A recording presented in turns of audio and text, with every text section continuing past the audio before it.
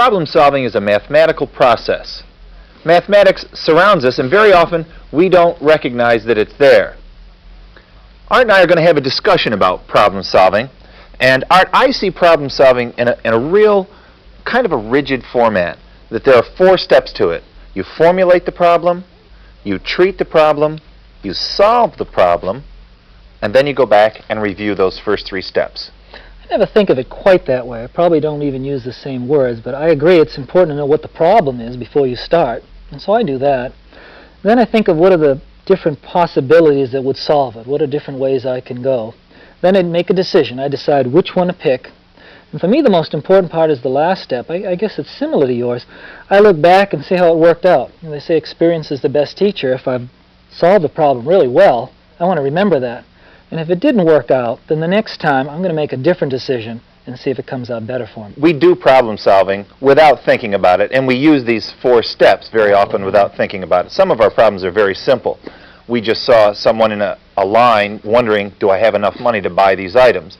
Well, they actually would use the 4 steps to make the decision that they either did have enough money or they didn't have enough money. And that is problem solving, and it's very mathematical. You can also think of this process in a situation that isn't quite mathematical. For instance, just a couple of weeks ago, my wife bought some new furniture for our rec room. Well, when she did, it made the paint on the walls really look much darker. The paint wasn't right anymore. I had a problem. That's right. You've just done step 1. You've formulated the problem. From there, then, I thought about some of the different things that would come into getting the room looking the way we wanted. Obviously, there's color of paint, but also how much paint to buy. Since the walls were dark and we wanted to lighten them up, would I need more than 1 coat? And then finally, should I paint the ceiling first, or should I paint it after I paint the walls? All of those things, you're treating the problem that you've stated. So that's step 2, is right. Treatment. Well then, once I had all these things lined out, we had to make some decisions. The easiest one, as it turned out, was the color, because my wife was making that. But still, we talked to the fellow at the paint store, and he helped us see which shade of the light blue she was looking at would work out. And we did need 2 coats. He knew right away when she made that selection. Well, then I had already figured out the area of the 4 walls. It was about 500 square feet. Gallon is only going to cover 400, so I needed more than 2 to do 2 coats. So I bought 3 gallons of paint. That worked out pretty well. And then finally, after talking with him and through what I've gone through with painting ceilings, I know I wanted to do the ceilings first, so I didn't have to be quite so neat around the sides, and then I could take my time when I did the walls and make it look nice. Well, these decisions, I would look at, those are the solutions to how you set up your strategy. So that's solving. Again, what I think is the most important is to look back. It worked out really well. I know if I had painted the ceiling after I did the walls, I'd have remembered that, and I never would have done it that way again. And another interesting point of this is that there really wasn't one way of doing this. We could have picked different colors. I could have bought 2 gallons of paint, and as I got near the end, run back to the store, got another quart, and as that ran out, gone back and gotten 1 more. Had just enough. But I think it was much smarter to use 3 gallons to get a little left for touch-up and things like that. So I would do that again. All of those things in a review of what you did let you know whether or not your solutions, your decisions, were reasonable and whether or not you'd make those again. Right. Problem solving is something that we are surrounded with at all times, and something that we do every single day. We may not think about it, but we always formulate the problem, treat the problem, find the solution, and then review the process. The next time that you have a problem to solve, think about those 4 steps. Here's a riddle for you to try on your children or grandchildren. It comes from colonial times when parents used such things to entertain their children and to make them wonder about mathematics. It goes like this. 2 ducks before 2 ducks, 2 ducks between 2 ducks, 2 ducks behind 2 ducks. Now the question is, what is the smallest number of ducks that answers this riddle? Think about it. We'll be back later to show you how we figured it out, and you can compare your answer to ours. Now for the duck riddle. You see, colonial parents understood that their children knew a lot about ducks. Ducks usually walk single file. With just 4 ducks, you can fulfill all the conditions of the riddle. Look at this. 2 ducks before 2 ducks. 2 ducks between 2 ducks. 2 ducks behind 2 ducks. There it is, just 4 ducks. This really takes more understanding of ducks than it does math. Anyway, the colonial children enjoyed it. Here's another problem that forces you to break through the bounds of everyday thinking. The problem is to draw 4 straight lines that go through all 9 dots without lifting your pencil off the paper. Okay, so far so good. But what do you do now? You have to turn or do something, right?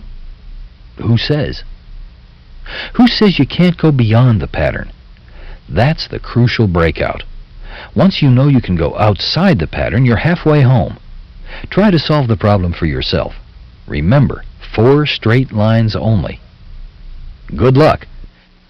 Harry said the other day, "My dog weighs 9 pounds more than 3/4 its weight." I wonder how much his dog weighs. Actually, this is a fairly hard problem because you use pure numbers to solve it, but if you can draw a picture of it, it's really very simple. Harry mentioned fourths. Well, there can only be 4/4 in the whole dog. Let's let this shape represent the whole dog, all 4/4 of him. Harry didn't tell us about the 3/4. He just said his dog weighed 9 pounds more than that.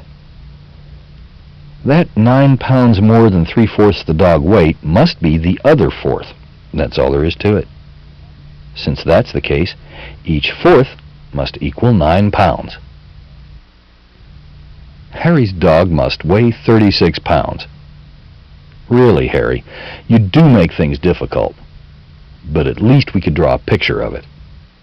Here's an interesting thought problem you can try out on your children or grandchildren. Jim went into a pawn shop and pawned a $5 bill for $4. He took his claim check out into the street and sold it to his friend Harold for $3. This means that Jim got a total of $7 for his $5 bill, a profit of $2.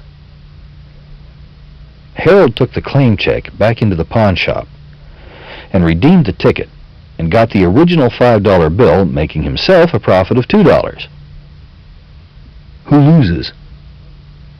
I know this is a strange situation, but think about it, and I'll help you with the answer later. Remember the pawn shop dilemma? Jim pawned a $5 bill for $4. He sold his claim check to Harold for $3, making a profit of $2. Harold redeemed the claim check and got the $5 bill from the pawnbroker. The way the story is told, it appears that Harold made $2 too because he paid only $3 for the claim check. This riddle is set up to confuse you because one transaction is left out. When Harold took in the claim check, he would have had to give the pawnbroker $5 to redeem the bill. That's the way pawn shops work. So Jim did make $2. The pawnbroker made $1, and Harold actually paid $8 for the $5 bill. A good lesson can be learned from this example. When you start to solve a problem, be certain you have all the right information in the right place. Some problems are a little tricky, but you can work through to the answer by simply listing all the possibilities. For example, my husband is starting a new job in sales and needs a new suit. He said he didn't want to spend a lot of money on just one outfit. I suggested that he buy a 4-piece suit with 2 pairs of pants and a vest because he could wear it in many different combinations. How many different ways could he wear his new suit? He could wear the dark pants with the vest and jacket, the dark pants with the jacket, or the vest only. He could also wear the dark pants without the jacket or the vest. He could wear the light pants with the vest and jacket. He could wear the light pants with just the jacket. He could wear the light pants with the vest only or without the vest or the jacket. He could wear this one outfit in 8 different ways. Now all I have to do is buy him some decent shirts and ties. So you see, this is a pretty simple problem, but the answer was not immediately obvious. All I had to do was to make a list out of all the possibilities and then add them together. Making a list is a good place to start when you are stumped by a problem. Sometimes the answer to a problem is not obvious, but the problem seems familiar. When this happens, you can warm up to the problem by solving the problem you remember, and then use the same approach on the new problem. I work in a small company that employs 7 employees, including me. If we all greet each other in the morning by saying hello, how many different greetings will take place? You probably recognize this problem as being similar to the handshake problem we covered earlier. Remember, we found the answer to that problem by drawing a picture, and we discovered that 6 people would require 15 handshakes to be fully introduced. One way to solve this 7-person problem would be to draw a picture like the one used in the handshake problem and count the connections. Another way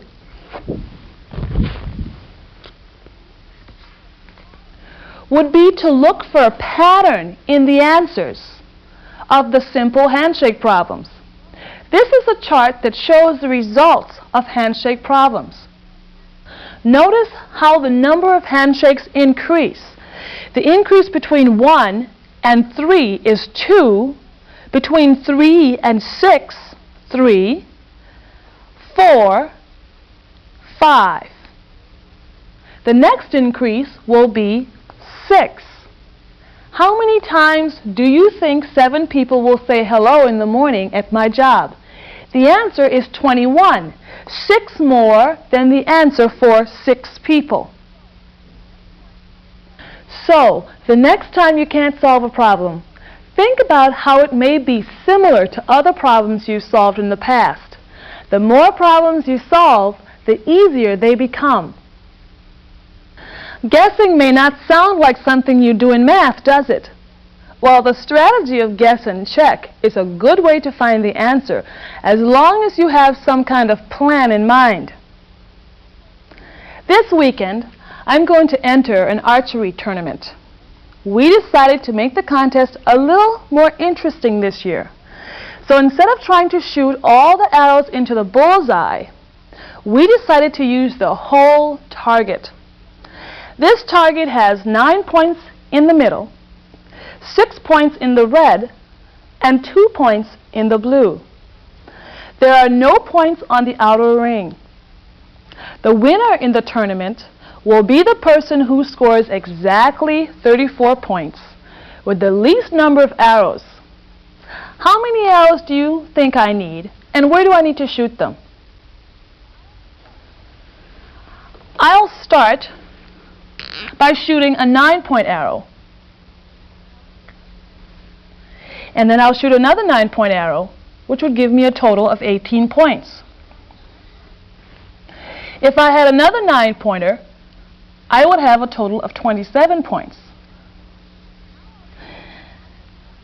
Now I'll check to see how many points I need to get to my total of 34 by subtracting that 27 from 34.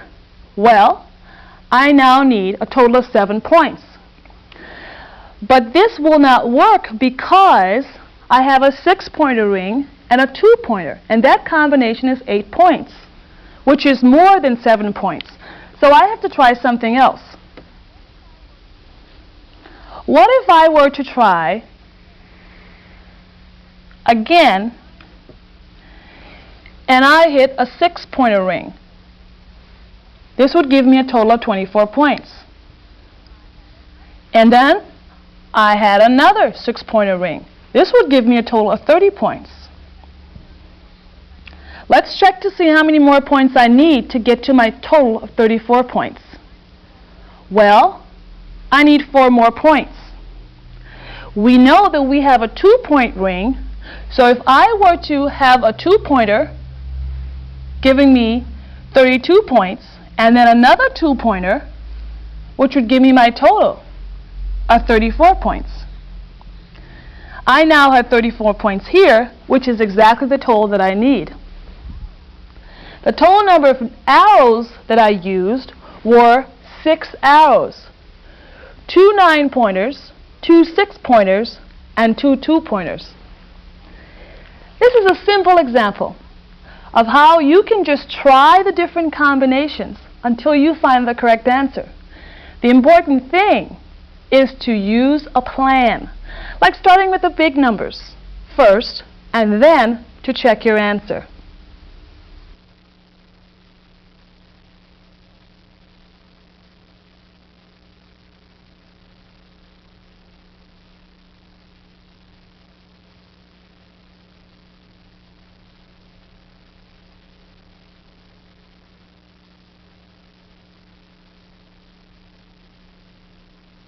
Sometimes I get so buried in the numbers of a problem that I just don't know where to start.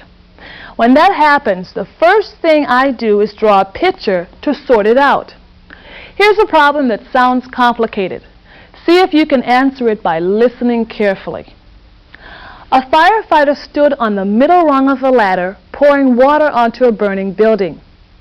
As the smoke cleared, she stepped up 3 rungs. A sudden flare-up forced her to go down 5 rungs. Later, she climbed up 7 rungs, where she worked until the fire was out. Then, she climbed up 6 rungs to the top of the ladder and entered the building. How many rungs did the ladder have? Let's see how the problem looks when I draw a picture. First, I draw the ladder with only 1 rung. Remember, the problem starts with the firefighter on the middle rung.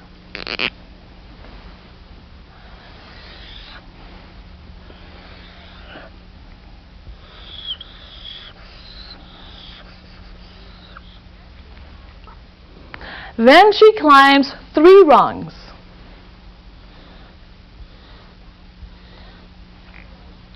Then she goes down 5 rungs, so I have to draw a couple of rungs below the middle.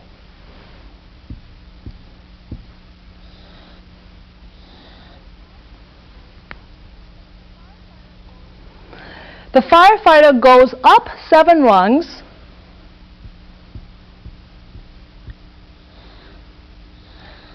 to here. Then she puts the fire out. After that, she climbs up 6 rungs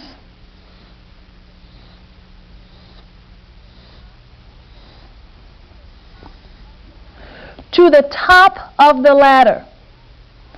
This picture only shows half of the ladder, but that is enough. There are 11 rungs above the middle rung.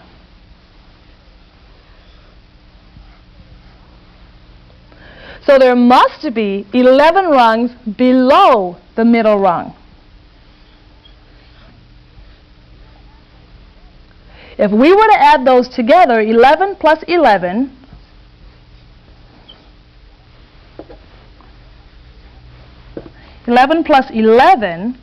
would give us 22 rungs.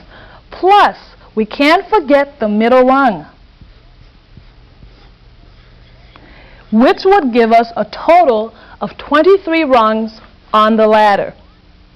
So you see, drawing a picture makes a complicated problem pretty easy to solve and to understand. Some problems involve simple steps, but there are too many steps to keep track of in our heads. When this happens, it helps to act out the sequence. It's like a rehearsal, where you are forced to consider all of the possibilities one step at a time. Here's a riddle that is almost impossible to solve without acting it out. A woman is going to market to sell some corn, a goose, and a fox. She has to cross a river in a boat that will only hold the woman and 1 other item. So she has to travel back and forth across the river to move all her goods. Unfortunately, the fox can never be left alone with the goose, or he will eat it. And the goose can never be left alone with the corn for the same reason. How does she do it? The woman has to take the goose across first. She returns and picks up the fox. Once on the far side of the river, the fox is exchanged for the goose, and she returns with the goose. Now she exchanges the goose for the corn and transports it across to place it with the fox. She returns one more time to pick up the goose and crosses the river for the final time. The advantage to acting out a problem is that it makes it more visible, and it's easier to keep track of the details. Have you ever worked on a problem like this when you've moved furniture? Next time you have a problem with confusing steps, try acting it out before you invest time and money on it.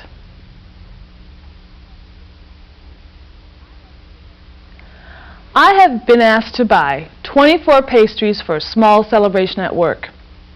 When I went to the store, I found the pastries were packaged in two different ways. I could buy packages of 4 for $1.85 or packages of 12 for $5.39. I have to decide which packages to buy, but the numbers seem pretty complicated. When you are faced with a complicated problem, the easiest way to approach it is to solve a simpler problem.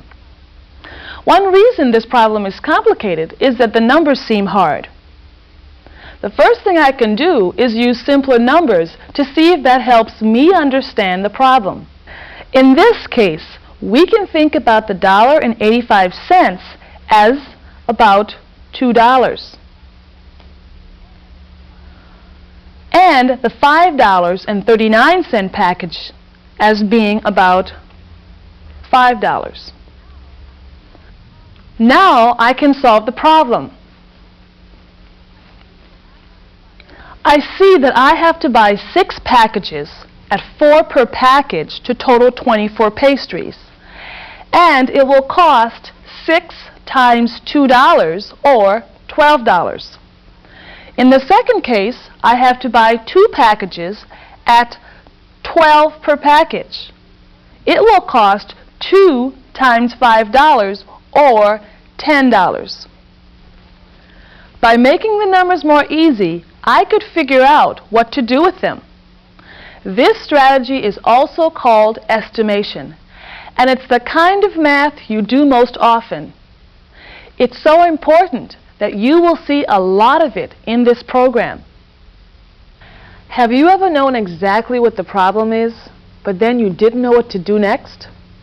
Problem-solving strategies give you that next step. One of the most useful strategies is to look for a pattern in the numbers that make the problem. I like to go to at least one football game each year, and I've noticed that they keep getting more expensive. 5 years ago, each ticket cost $24. Then they started increasing each year. What will they be next year? I may not know for sure, but if the pattern continues, they will probably increase by another $1. The pattern in these numbers means that next year's ticket will probably cost $29. Patterns can also be used to solve problems more easily. Here are all the numbers from 1 to 19. What is their sum? Is there an easy way to add them together? The numbers can be paired to make round sums. 1 plus 19 equals 20. 2 plus 18 equals 20.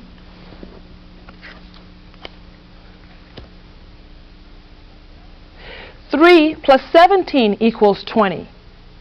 Do you see a pattern? When I continue to pair the numbers, the addition becomes very easy. The total is always 20.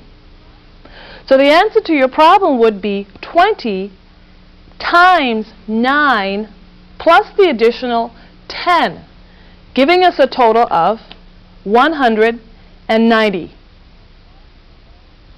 Patterns are all around us, And many of the problems we see contain patterns that provide the answer or make it easy to find. If you find yourself hitting the same roadblock every time you try to solve a problem, it's time to look at it differently. We often reject paths that lead to the solution because we assume they are headed in the wrong direction or lead to dead ends. Is there a way to arrange these sticks so that they make 4 equal triangles? Well, let's try.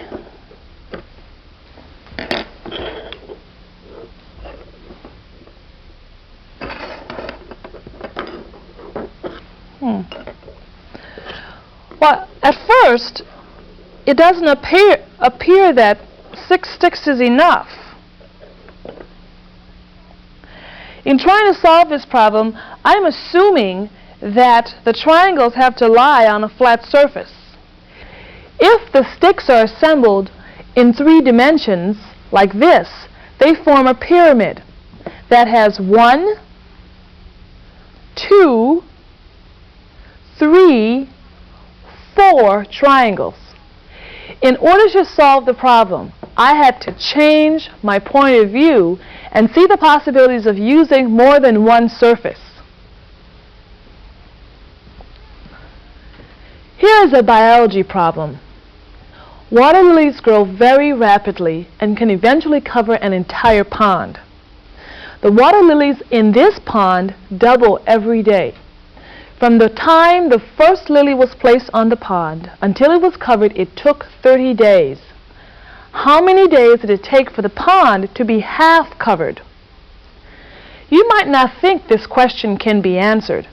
There isn't any information about the size of the lilies, much less about the size of the pond. But the answer is really very easy. The pond is covered on the 30th day. The day before, the 29th day, the lilies only covered half the pond. To answer the problem, I had to change my point of view. We solve problems like this all the time, when we plan trips and work backwards to determine when we have to leave in order to arrive on time. So next time you're struggling with a problem, think about it again and change your point of view.